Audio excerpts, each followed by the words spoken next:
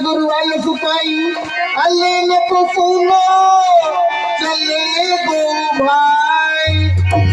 प्रभु श्री रामचंद्र जी, कहिए मुझे, हमारे पास पुष्प नहीं है, मैं पूजा करना चाहता हूँ, इसलिए आप लोगों को आदेश दे रहा हूँ, आप दोनों भाई चले जाए महाराजा विवेक जी के पुष्प वाटिका में।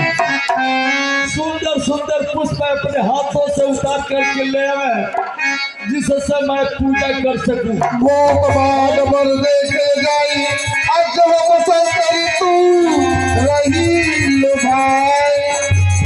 जा करके उस बागीचे का अवलोकन करें, जिस बागीचे में हर घड़ी हर समय 24 घंटा बसंत ऋतु का आगमन हुआ करता है।